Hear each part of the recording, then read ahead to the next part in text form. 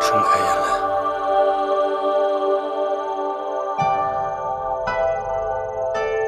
瘦如肉体，肤如凝脂。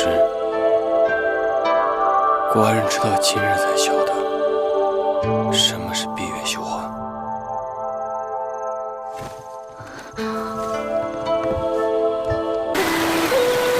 夫人，请看那里，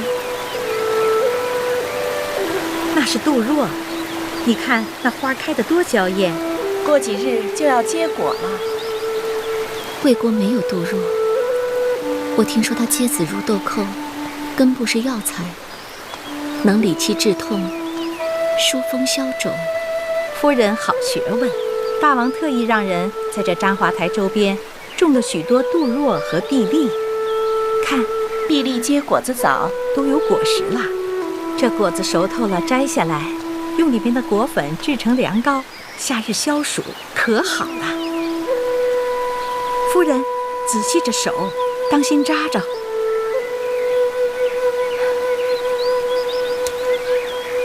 夫人，请看这边，这边是蕙兰，那是紫藤，湖面上还有鸳鸯。这些都是大王叮嘱让微臣置办的。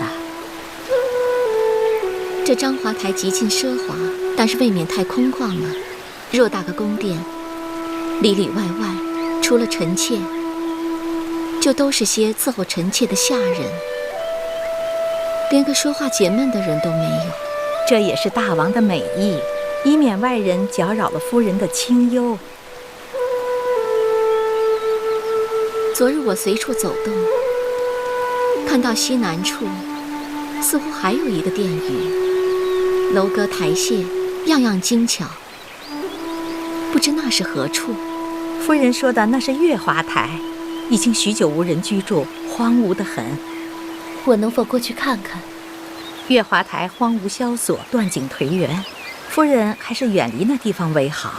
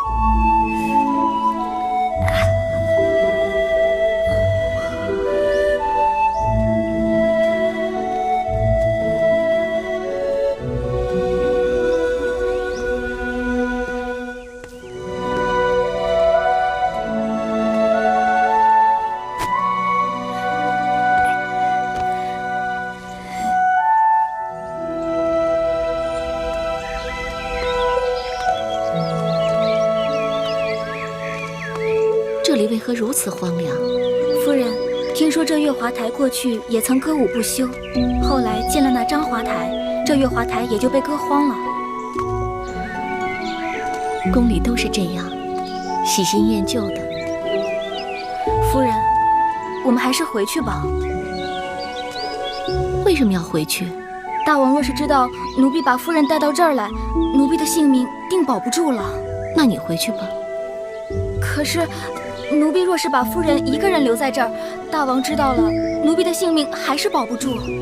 所以，无论怎样，都是一样的。对奴婢是一样的，对夫人是不一样的。夫人是贵人命，奴婢是贱命。殊途同归，你和我的命都不在自己手里，又有何区别？你这话让人听了真是伤心。你是谁？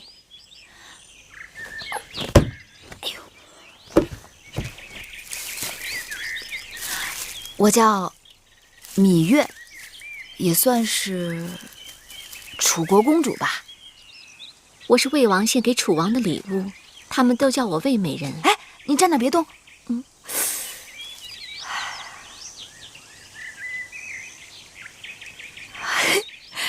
上天恩赐，你真的好美，连上天都会妒忌你的。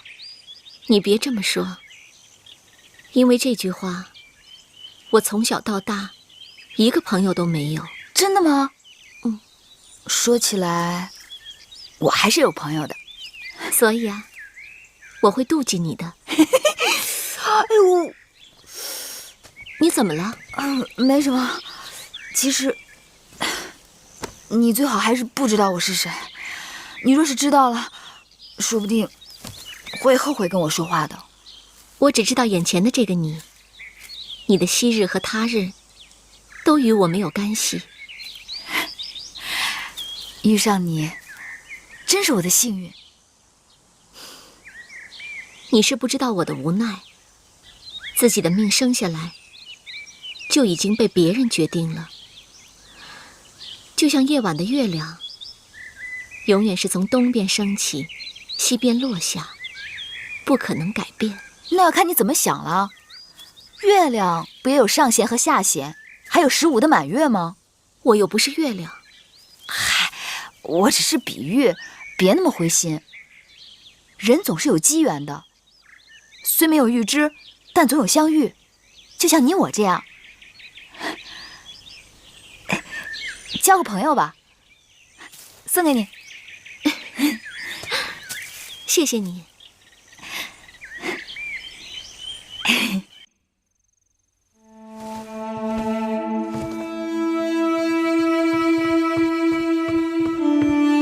南后，请用膳吧，饭菜都快凉了。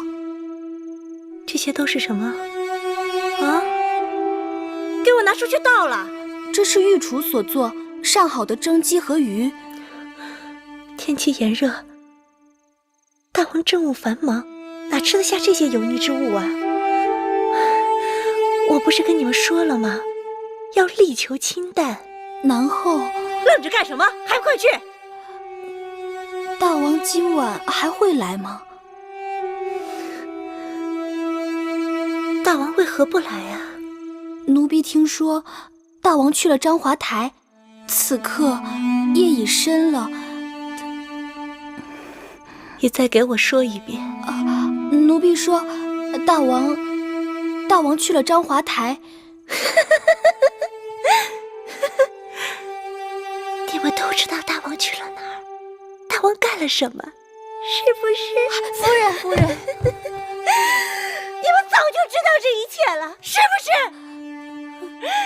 你们为什么不去死？为什么？请夫人息怒。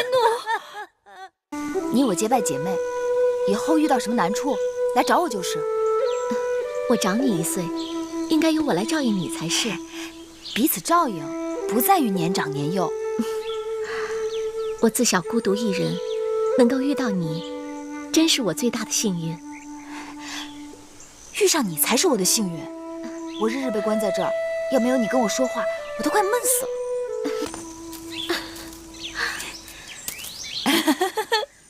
张仪听说南后近日身子不适，特来探望。我的身子跟张子无关，张子就不必费心了。哎，南后楚王厚我多矣，张仪本该感恩怀德，所以悉心的为南后讨了个方子送来。就算张子讨了仙丹妙药，也治不了我的病症。哈哈哈。正值盛夏，依在下推测，南后患的应该是热症，气粗口干，五心烦热，日夜交替，心躁多梦，饮食不思。就算知晓病症，也不知道病源。病源无非是时令、鬼魅、起居等外源所致。那依张子所看，我的病源是宫内有鬼魅侵入。张子果真神机妙算。南后福慧双修，有上天庇佑，用了在下的方子，定让那鬼魅败下阵去。当真？自然当真。那张子快将方子告知于我。那方子若真管用，我必会重谢。夫人且慢，用我这方子，还需先备下一个药引子。药引子？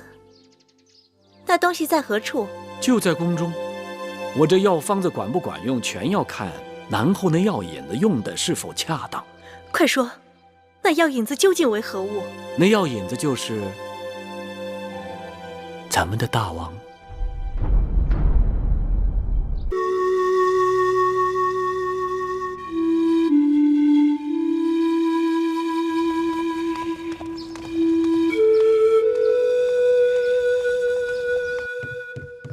夫人，不好了，南后他来了。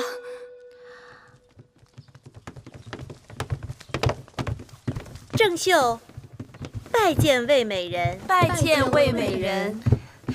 你们这是干什么？南后，快请起。快，把东西都拿进来。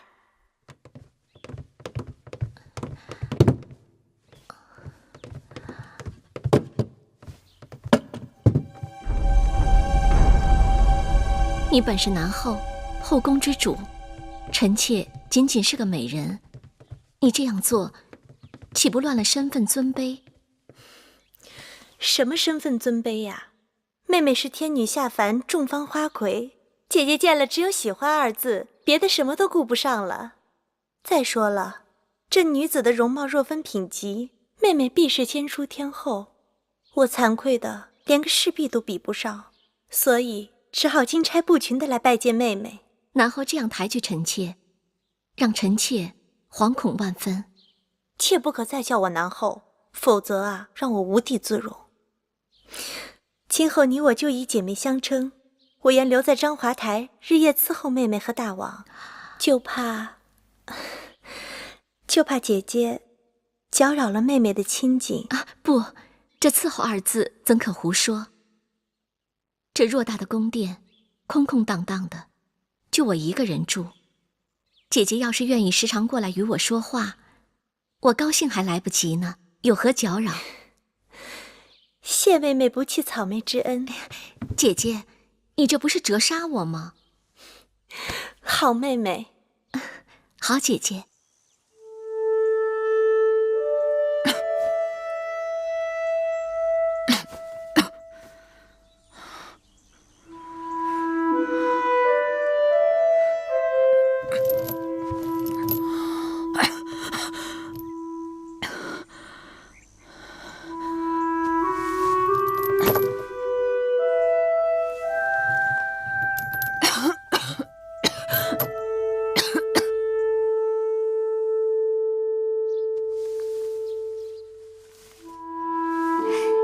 莲儿见识短，从没有见过这么标致的长发。岂止是你见识短，我又何曾见过这宛如丝绸的秀发？曾经我也为自己的长发感到骄傲，可今日与妹妹一比，真是井底之蛙。不过我这儿有一方子，是早些年魏国美人勋姜王后护理秀发用的。此方先要采摘金鳞草、白芷、山泻、宫滇香、辛夷晒干，再加大黄、粉丹皮、细辛细细研磨成粉，加少许麻油拌匀后晒干制成。待头发洗净后，将粉末撒在头发上，再用篦子细细篦去。用此方后，不但可使头发香气袭人，还能长久保持柔软光泽、细腻如丝。妹妹，你不妨试试。都说宣姜真发如云，不屑敌也。原来是有这么好的方子在帮他。可是这个秘方太过繁琐，妹妹是慵懒之人，繁琐之事都避之不及。哪用得着妹妹亲自动手？我那儿就有现成的。莲儿，一会儿跟美人端一坛过来。是。妹妹怎敢如此劳驾姐姐？你我姐妹相称，还分什么彼此呀？那谢谢姐姐。拜见大王。臣妾拜见大王。臣妾拜见大王。起来，起来，都起来吧。你们这是？我听说美人妹妹刚刚入宫，人地两生，唯恐下人伺候不周，特来照应。我们已结为姐妹，愿同心协力，共同侍奉大王。同心协力伺候寡人。南后姐姐一片赤诚，体贴入微，待臣妾如亲姐妹一般。南后宽仁大度，开诚相见，实为后宫楷模。看到爱妃相处得如此和谐，实在是寡人之大幸，大幸啊！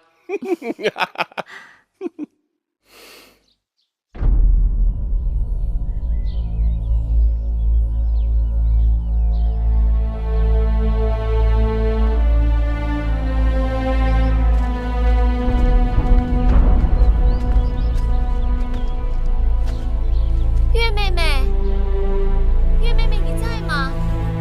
多日不见，你可好？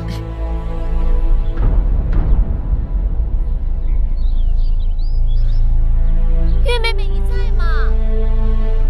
月妹妹，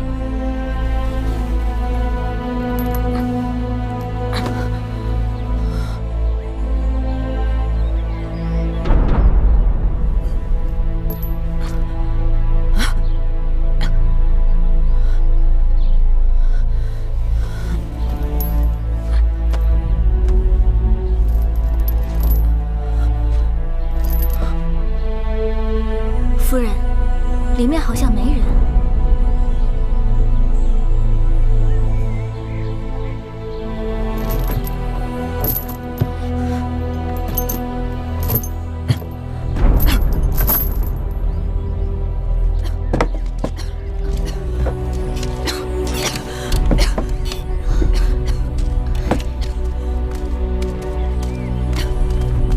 月妹妹，你这模样到底是怎么了？这些日子我浑身疼痛，四肢无力。你是不是病了？可有御医前来诊断？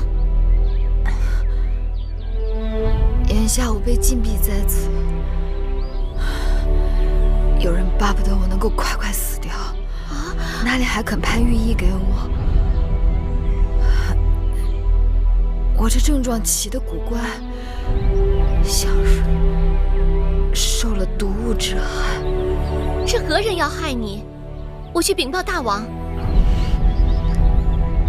他位高权重，无人可奈何得了他。再说，他想害我，定是早谋划的滴水不漏。这怎么办？月妹妹，我要怎样才能帮你？你看到那些灌木吗？开着白色的小花。是开着球状的小花吗？它们是土茯苓，你若能挖出他们的根茎，或许还能救我一命。好，你等我，快帮我一起挖。是。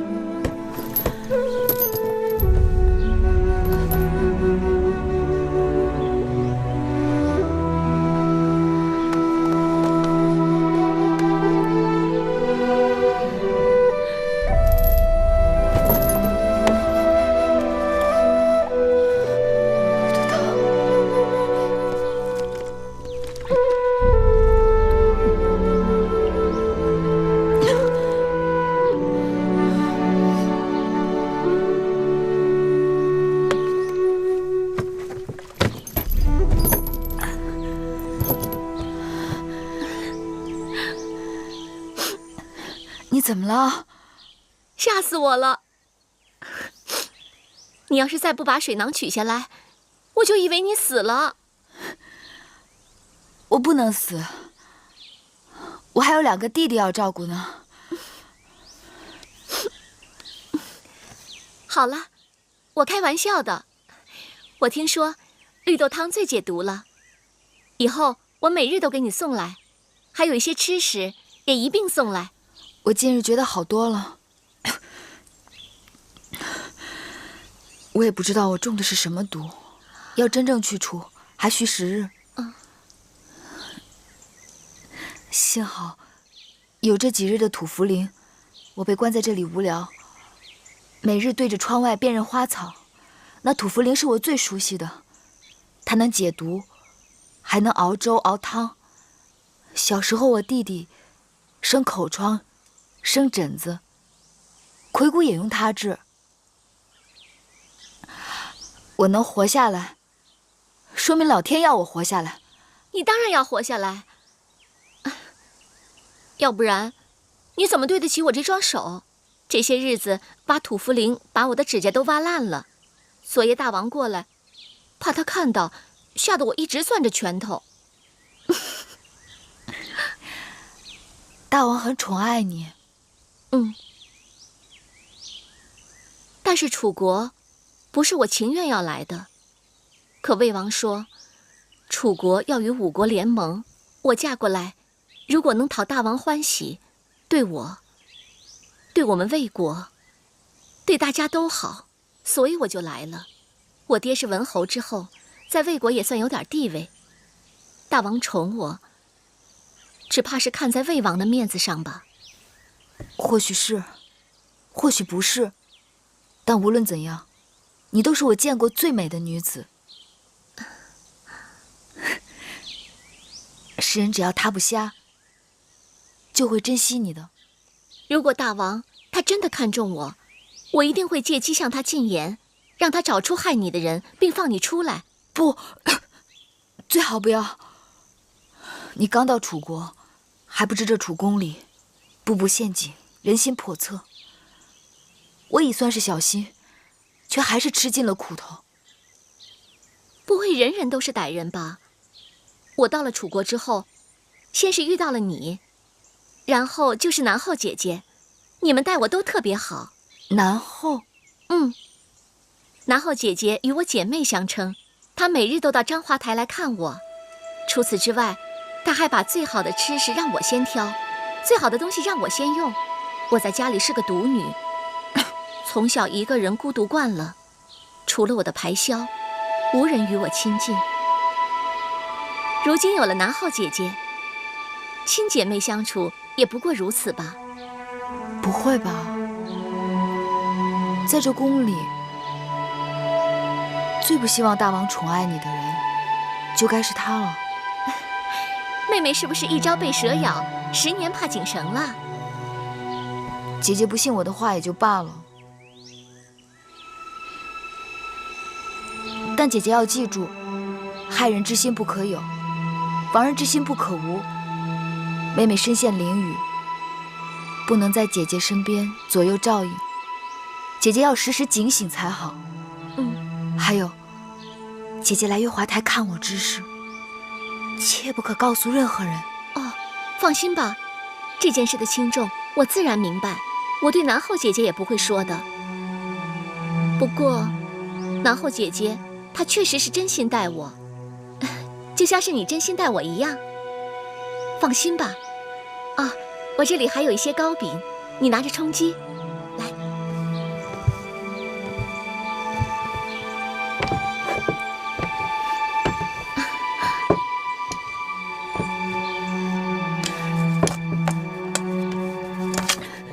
谢谢姐姐。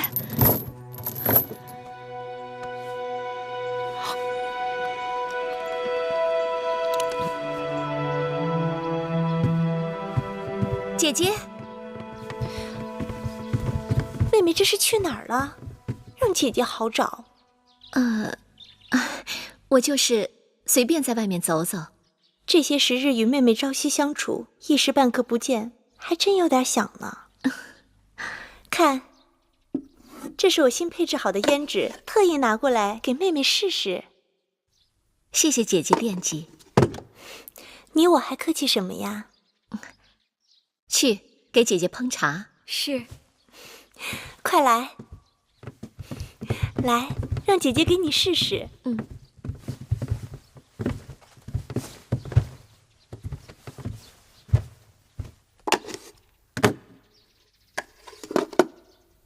你看如何？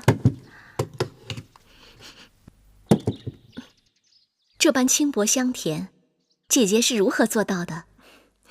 是用上好的红植竹花瓣放到干净的石臼中，慢慢将花瓣冲成后浆，细砂过滤取汁，然后将当年新骚就好的蚕丝剪成这猪荷般大小，放到花枝中浸泡，取出晒干后，就成了妹妹手上这上好的胭脂。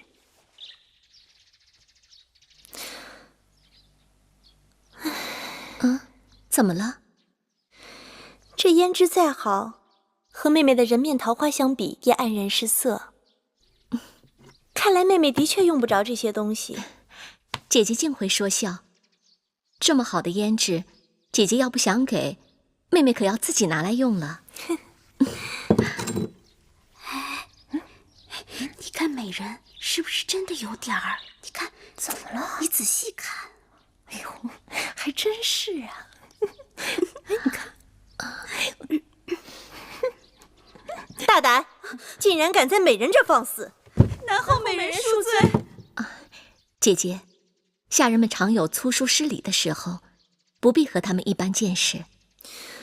若是在我那也罢，可偏偏在妹妹这儿。若不管教，岂不让外人说我放纵手下？莲儿，是，给我掌嘴！哎，姐姐且慢，何不听听他们如何为自己辩解？如果无道理，再打也不迟。既然美人给你们求情，我就给你们次机会，说，到底在嘀咕什么？婢子不敢乱说。说吧，说实话，我可以求南后不罚你们。后宫有传言，都说美人闭月羞花，千娇百媚，这是实情啊。可是就是有一处不好。何处不好？妹妹，别听他们嚼舌头，这宫里人向来善于极度挑拨。可是姐姐，妹妹还是想知道何处不好。美人的鼻子。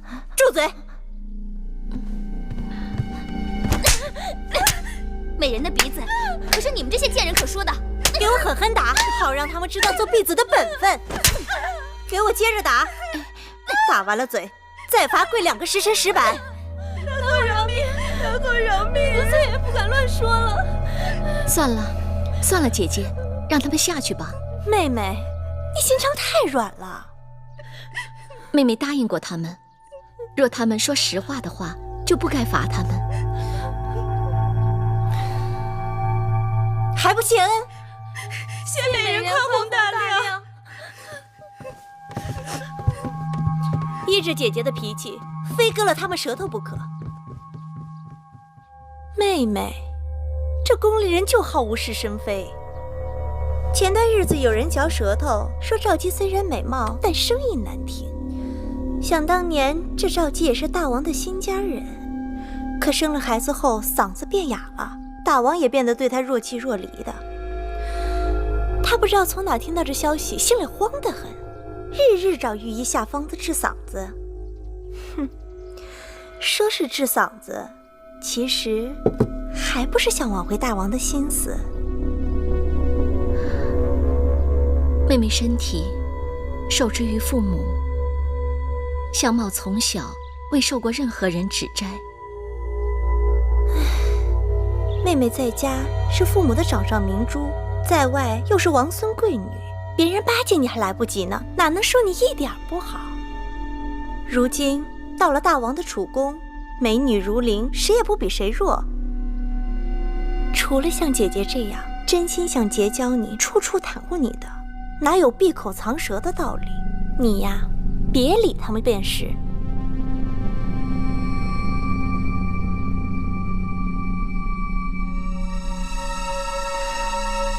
姐姐也真是个粗心人，他们不说，我还真没看出妹妹脸上的缺憾。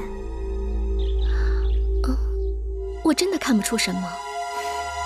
你从小到大都看自己的面孔，自然很难看出瑕疵。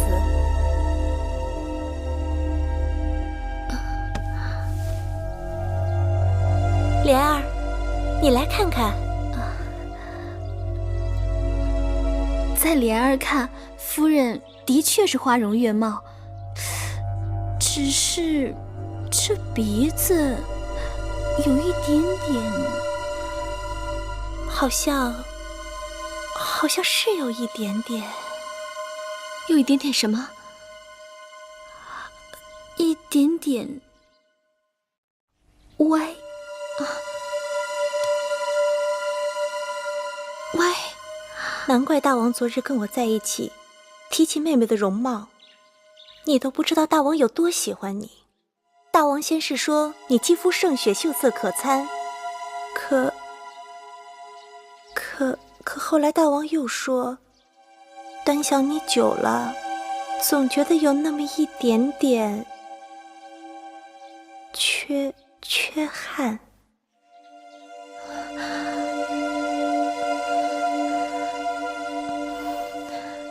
妹妹别担心，大王提起此事时，我马上打岔过去了。我说，大王，你太过于挑剔了，妹妹是丽质天成，白玉无瑕。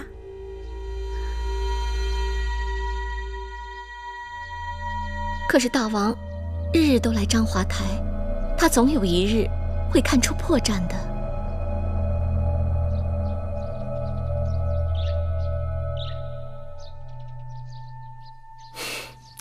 傻妹妹，这兵来将挡，水来土掩，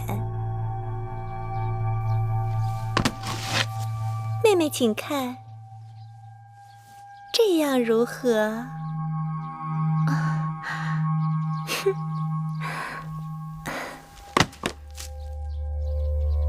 这样呢？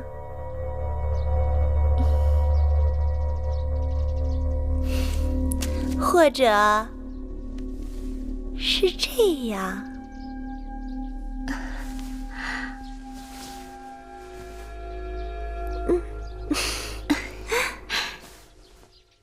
谢谢姐姐细心指教，是妹妹聪慧。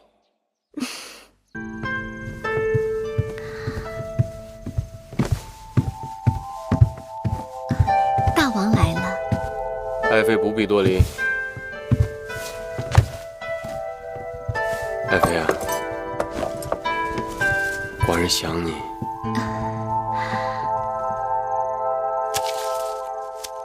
爱妃，你可知道，这是寡人有生以来第一次摘花给一个女子。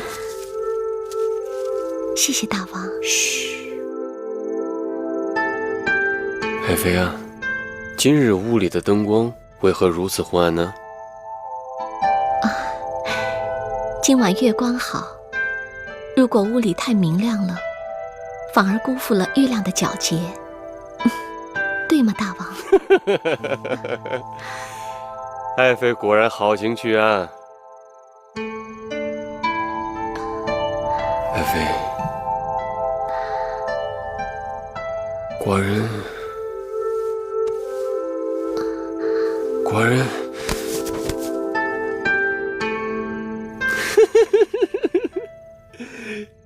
今日这般凉爽，爱妃为何手持羽扇呢？因为臣妾喜欢妙目传情这4个字。好一个妙目传情！在寡人眼里，不光是妙目，你的一举一动无不在传情。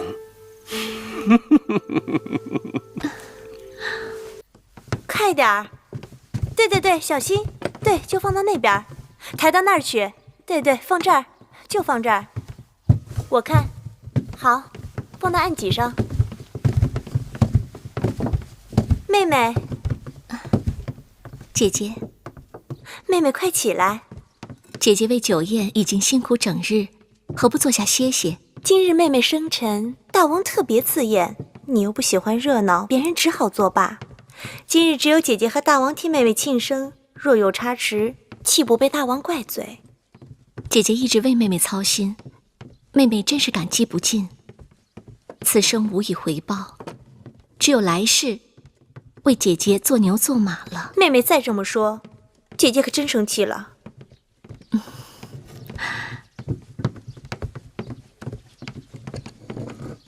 啊，你等等啊，那盆花放在门口。是。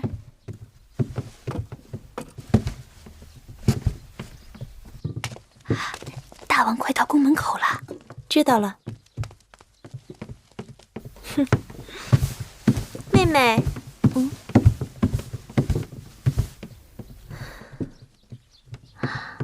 天已黄昏，你是否觉得这店里有些昏暗呢？姐姐的意思是，平日里我劝你与大王单独相处时灯光要幽暗，那是为了让大王只看到你曼妙的身材，而忽略了你的缺憾。可今日是盛宴，灯光过暗，一是不吉利，二是坏了气氛。那可怎么办？我想，何不把那9尾天湖灯拿来，放到妹妹身后高处？灯下黑的道理，妹妹是懂的吧？既照亮了大殿，又照不到妹妹，你觉得这主意如何？姐姐好聪明，我这就进去把9尾天湖灯拿出来。妹妹快去，别耽误了时辰。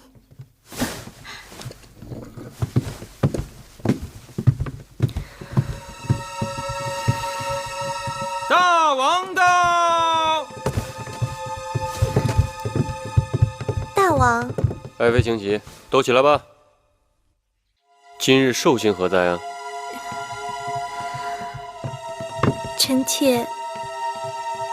臣妾不好说。美人病了？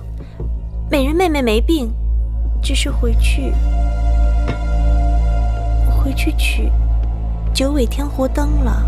取灯就取灯吗？有何不好讲的？可臣妾认为，美人这么做，未免对大王太为不敬了。那盏灯是爱妃送给美人的吧？更何况寡人看来，那灯也没有什么不好啊。正因为好，所以才被妹妹再三讨要，我不得不给她。竟是她向你抢锁的？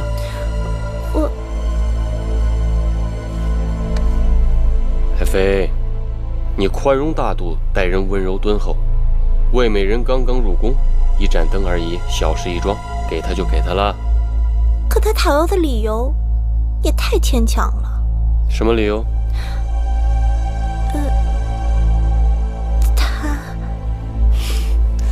爱妃一向心直口快，今日为何这般吞吞吐吐？有寡人在这儿，但说无妨。爱妃，他说他要用这盏灯去除异味。大王，你弄疼臣妾了。他当真是这么说的？请大王息怒。臣妾喜欢“妙语传情”这4个字。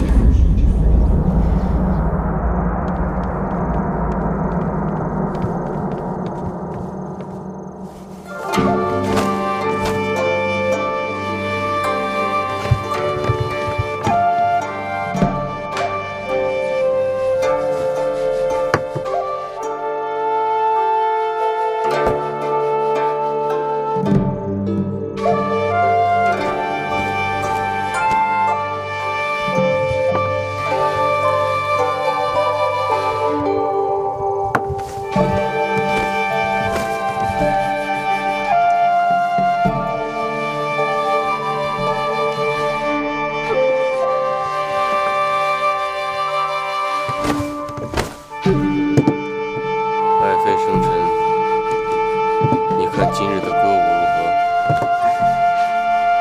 好极了。你为何总是遮着你的面孔？寡人听不清你在说什么。臣妾说，轻歌曼舞，婀娜多姿，真是好极了。今夜清冷，你那扇子该收了吧？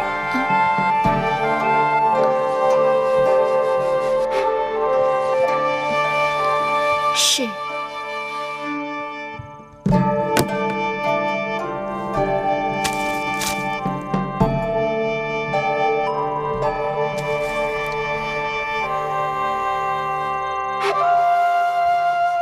今日的菜肴不合爱妃的胃口？不，南后姐姐特意让御厨精心准备，菜肴美味可口。那是酒不好喽？不是。那寡人为何见你菜味吃一口，酒味喝一樽呢？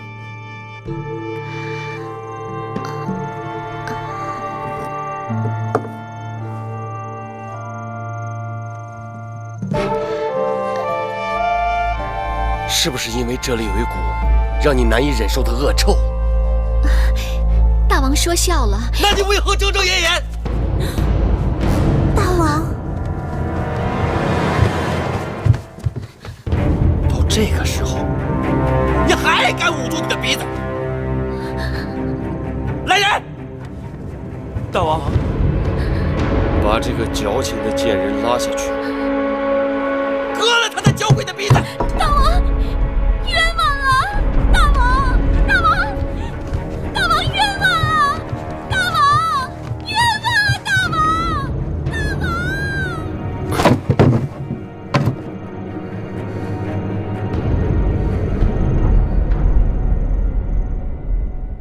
今日朝会，寡人是想就即将举行的6国会盟一事跟你等商讨。还望众爱卿畅所欲言。微臣听说魏国美人不知何事触怒了大王，昨晚受了异刑。是又如何？魏国送亲的使者尚未离开郢都，便发生这等事情，的确难堪。楚魏联盟由此可能破裂。魏国使者准备就此事递交国书，要求说明缘由，并且道歉。哼！大王，魏王的颜面的确因此而受到羞辱，大王不妨给他们一些安抚。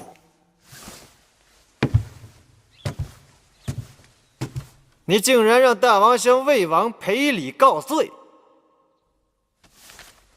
臣以为屈作图打着合纵的幌子，让我大楚包羞忍辱，置大王的尊严于沟渠。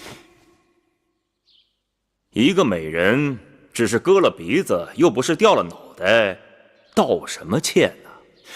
大王，此事关系重大。够了，寡人对这个魏美人已经仁至义尽。再者说，这魏美人的事是寡人后宫的家事，与你何干啊？与你们何干？与魏国何干？与河东何干？退朝！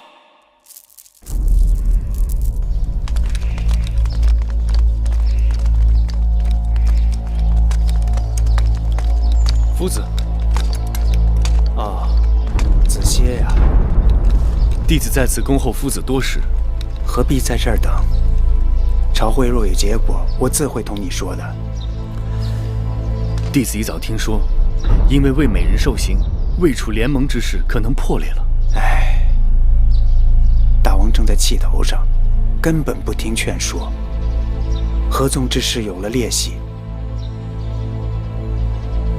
解救月公主之事，也只好先搁置些时日了。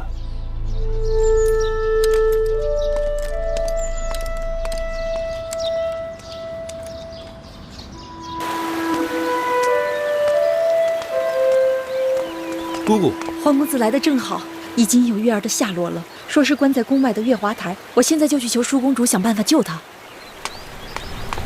月华台。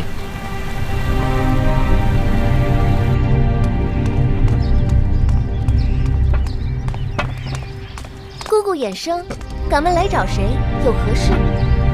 我是魁姑云梦台的，有要紧的事要求见舒公主。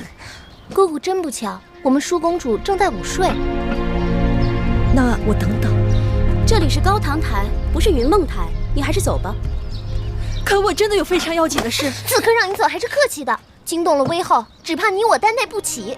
我求求你了，我求求你们了，少啰嗦，快走吧！我求求你们了，走！好大的胆子，你们敢做我的主了？公主恕罪。魁姑姑，月儿到底怎样了？有人在月华台见着她了，说是病得很厉害。虽然现在无人给她定罪，但也没人给她释罪，所以根本不给她拍太医，只是由着她去死。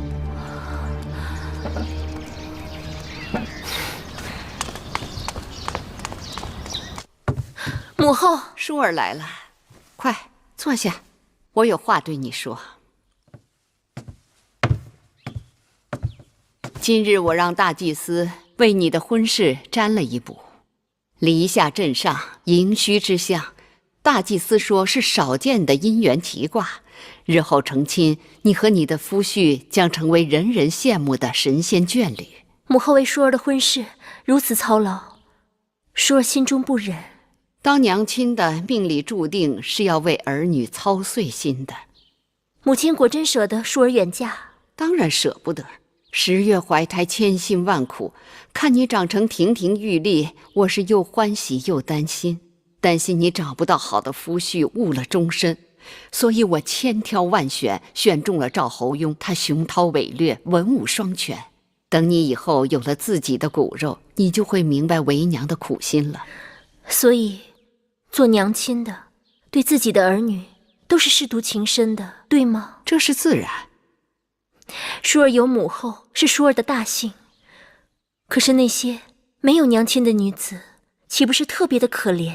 舒儿嫁人，日后有了儿女，舒儿在他们身边为他们遮风挡雨。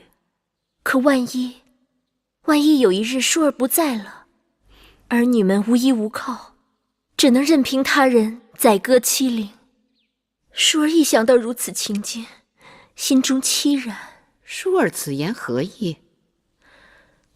母后，如今宫中上下人人皆知月妹妹在月华台病得很厉害，母后看在她娘亲早逝的份上，让太医去救救她吧。不许你再跟我提那忤逆不道的贱人。母后，月妹妹虽非母后亲生，可也是父王的亲骨肉啊。她是咎由自取。前阵子因为月妹妹顶撞了母后，所以把她关了起来。可如今舒儿这边早已风平浪静，月妹妹那儿却余波未了，仍被囚禁。如今月妹妹病了，也不给她看病，由着她去死。月妹妹与舒儿同父异母，别人知道了，只会说王兄母后欺负月妹妹孤苦伶仃。舒儿远嫁别国，君臣和百姓们更会因为大楚如此对待先王的亲生骨肉，更加藐视母后、王兄和舒儿。舒儿思前想后，母后就算与月妹妹有深仇大恨，也应该为了大楚的名声和舒儿的将来，救救月儿吧。不然怎样？不然舒儿万万不敢嫁人了，免得上天报应，将来儿女一生凄苦。舒妹妹，你说这话就差了。母后日日为你操心劳神，你怎忍心用自己的姻缘来要挟母后？那个芈月天生祸人败事，她若知晓孝顺二字，就该早早赴死，免得在世间祸害别人，更坏了你与母后的骨肉之情。你闭嘴！月妹妹落到如此地步，定是有你在作怪。你极恨她，时时在母后面前恶意挑唆。月妹妹要是有三长两短，你会遭报应的。敢问公子姓名？在下姓黄名歇，太子伴读。黄公子，你有何事？敢问月公主是不是关押在里面？不错，我等奉威后之命看管此处。让我进去。进宫之地，公子不可无礼。快要走开！走，去叫人。走。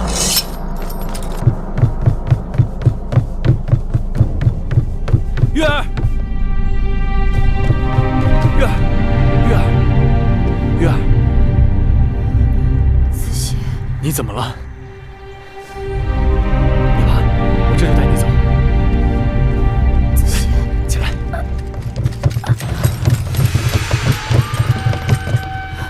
大胆狂徒，私闯进宫，乃是死罪。今日我黄歇就是闯了，你们又能如何？拿你归案。月儿，你先躺下。子歇，子歇，那得先问问我的剑。上。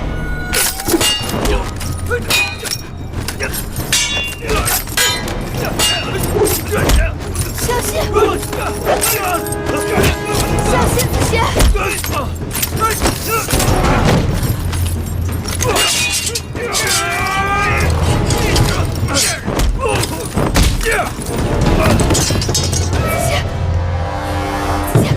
子歇，有黄埔祖棍，要杀要剐，冲我来！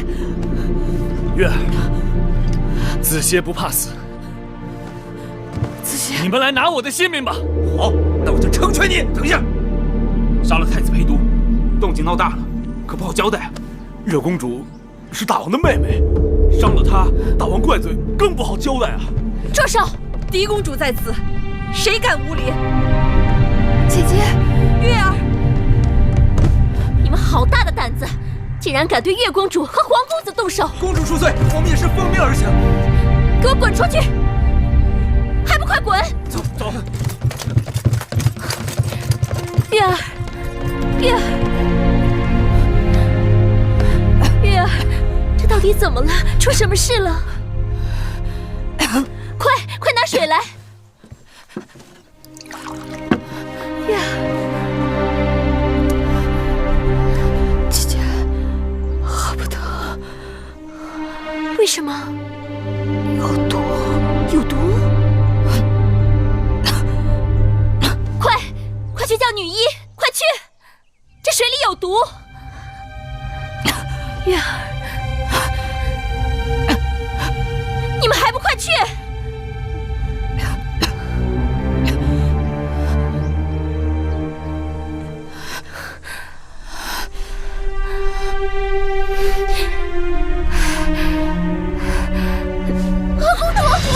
姐姐，不能喝，姐姐，出去告诉外面的人，说舒公主饿了，吃了这里的东西；舒公主渴了，喝了这的水，随他们怎么办吧。快走！月儿，好困啊！月儿，月儿，月儿，魏后不好了！出了什么事？大惊小怪的。皇公子黄歇私自闯入了月华台，简直无法无天！让侍卫把他拿下。魏后，舒公主也去了，还吃了芈月那边有毒的糕点，喝了有毒的茶水。哪儿来的毒？据说那月公主的病就是与宫里送过去的吃食有关。快去叫女医治，去月华台救我的舒儿要紧。是。说，谁背着我下的毒？奴婢不敢。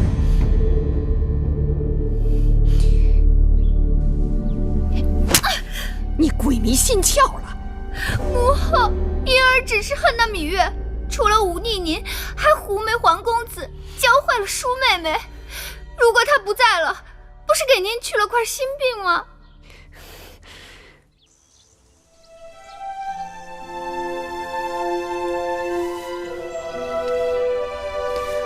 女医治，先给姐姐解毒。别担心了，我已经吃过解毒的药了。皇公子的伤口也包扎好了。子歇，月儿，放心吧。月儿的病到底怎么样了？月儿中毒深吗？月公主是我见过运气最好的人。女医治奇怪，虽然中了剧毒，但症状却没有想象中的严重。世间奇怪的事情我见得太多了，见怪不怪了。只怕宫里的有些人是坐不住了，他们一直以为月公主必死无疑。我这里有丹丸，每日只需1粒，服后会发烧，会卡血。你们若信我，就让她用；若不信，就算了。多谢女医治救月儿。不是我要救月公主，是她命里不该死。珍珠、珊瑚。公主，你们回去告诉母后，就说舒公主留在月华台不走了，和月公主同吃同住。谁要想下毒的，让她下好了。是，姐姐。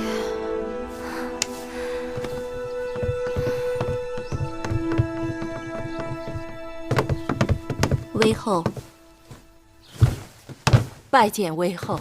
舒儿的病情如何？中毒不深，并无大碍，只需好好调养几日便可痊愈。我要你守在舒公主身边，确保我舒儿无恙。是。那个芈月怎么样了？依奴婢看，她的病是因淤毒入络，邪犯上焦，邪热破血妄行，病入膏肓。这么说，她是没救了。命是上天给的，上天要带她走，无人可阻挡；上天要留她在，无人可送走。这次她中毒，我想知道她是留还是走。那要看少司命的意思。你下去吧。是。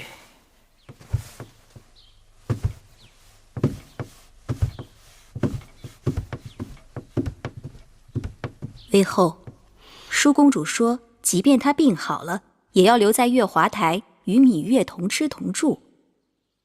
由她去吧。你告诉下面，衣食住行不可怠慢，给我好生伺候着。若有半点差池，我让他们都去死。是。因儿那丫头有点走火入魔，你们给我留点神。奴婢明白。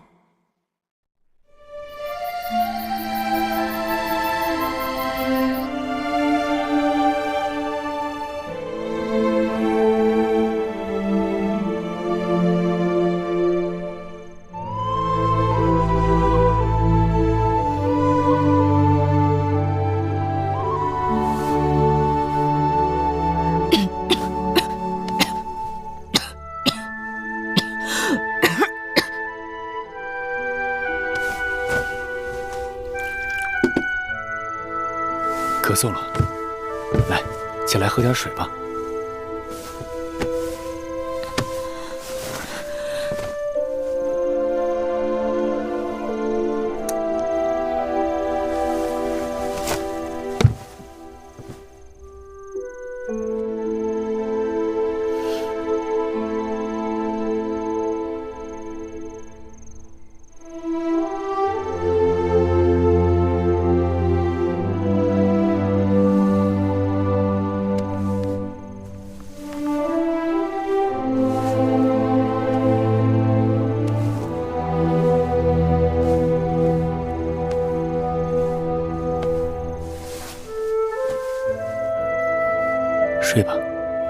我陪着你。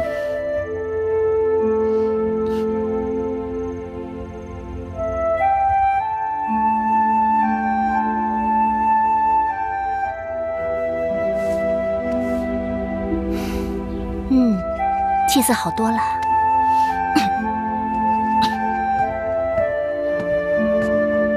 舒公主，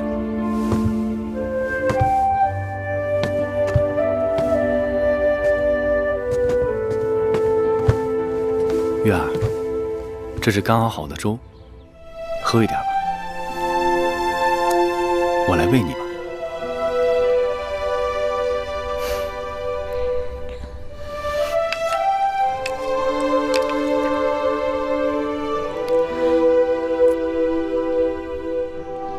不烫吧？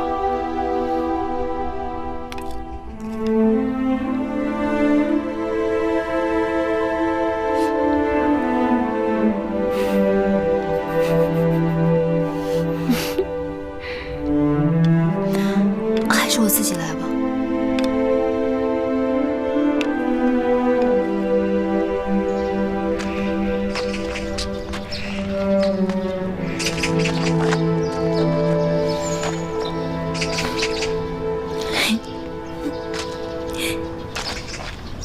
月儿笑什么？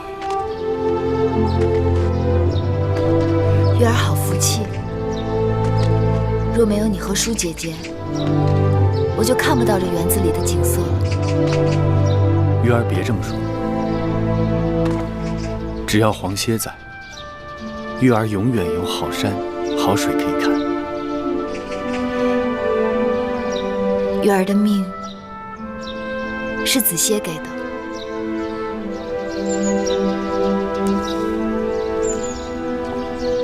月儿就是子歇的幸运。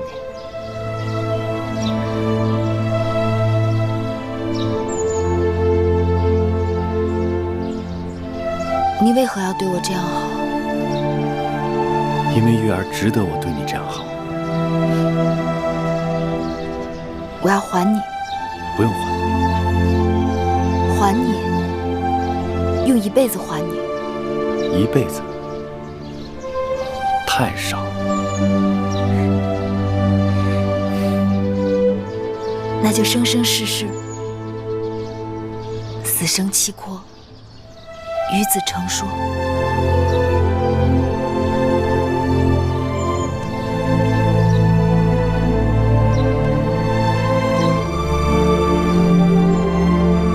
执子之手，与子偕老。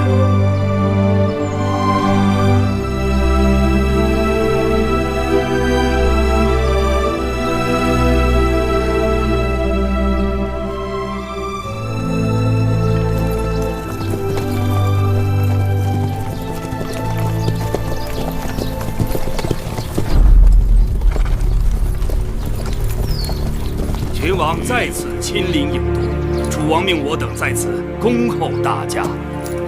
有礼。不过2月10日，臣弟与王兄又来到郢都城了。大良造公孙衍曾经劝寡人改弦更张，弃南就义，弃远就近，迎娶魏国公主。寡人却因此更觉得楚国这一趟必来不可。楚离子，你怎么看？王兄是觉得不易到手的东西更珍贵。这一回，寡人想要的东西都会到手。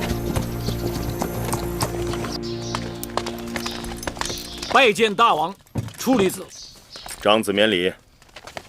寡人在路上已经听说，张子一张妙嘴，顶下千军万马，略施小计，便离间了楚国和魏国的关系。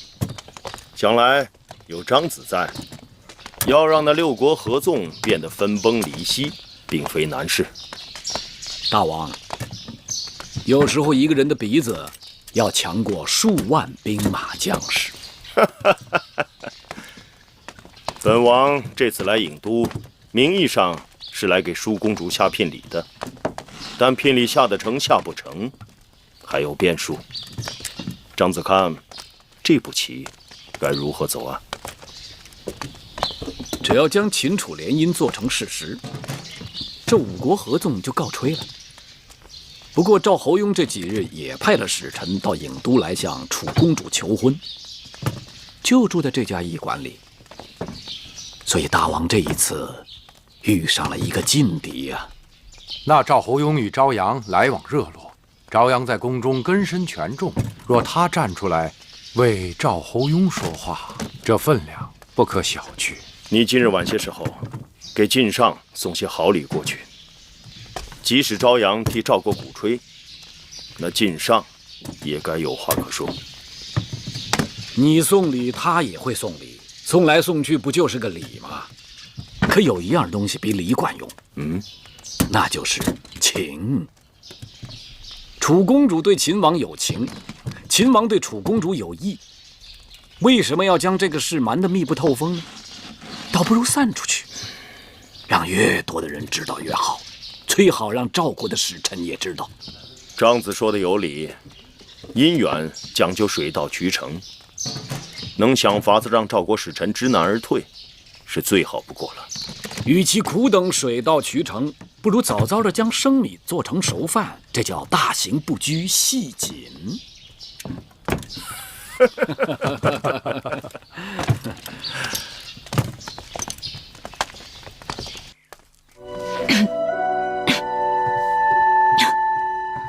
妹妹，姐姐，你也是太不听话了，身子这么虚，动不动都咳出血来，怎么还做针线呀？我今日觉得精神好多了，想做个香囊给子谢。哎呦，往后的日子还长着呢，不在这一日两日的。我能活到今日，全靠姐姐舍命相救。这次若没有你，净说傻话。上次我被蛇咬，妹妹不也是舍命相救吗？在我心里，我觉得我永远都是欠姐姐的。那你以后啊，就慢慢还吧。哎，其实现在想起来，你和那个黄公子还真是天造地设的一对儿。妹妹福泽深厚，才能找到像黄公子那样万里挑一的好男人。姐姐别急，姐姐是月儿命中的贵人，月儿为了答谢贵人，定会想法子尽力成全姐姐的姻缘。数你嘴甜。好在你我都各有心上人，不然姐姐定是抢不过你的。姐姐放心，只要是姐姐的心上人，我定不会与你抢。魏美人一事已经危及到楚魏两国的关系。魏国使者离开郢都之时提出，若大王再不向魏国致歉，那会盟之事就提也不要再提了。微臣以为，合纵乃眼下重中之重，会盟尚未开始就面临分裂，绝非吉兆。动辄便用合纵吓人，合纵原本只是屈左图的一厢情愿，真正做起来困难重重。大王应该已经知道，2日前秦王嬴驷带着丰厚的聘礼又来到了郢都。论诚意，那5国都是口是心非，远不如秦国真心。大王，齐国一向野心勃勃，赵国、魏国更是心怀叵测。他们推举我们楚国为合纵长，无非是因为秦国崛起，令他们心生惧意。他们推举我们楚国挑头，与秦国相斗，两败俱伤。 5国表面上热热闹闹，鼓噪在郢都会盟，背地里却各打各自的算盘，早就同床异梦了。晋上，此话怎讲？大王，臣接到密报，韩王1月前派人到咸阳，与秦王嬴驷密谈。他们具体说了些什么，恐怕除了他们自己，无人知晓。但若对楚国有利，他们绝对不会这样偷偷摸摸。 晋上大夫真是耳目灵光啊！老夫不明白的是，你只是楚国的一个上大夫，为何竟能掌握如此之多的秘闻消息？老令尹，大王，合纵之事能否成功，不在魏韩这些随风而倒的诸国，而在赵侯雍、齐王这些强悍国君，赵侯雍乃诸侯中龙汉凤雏。他派使者来郢都，求许芈淑公主，此事若成，可谓珠联璧合，合纵会盟之事易如反掌。此事容寡人再好好想想。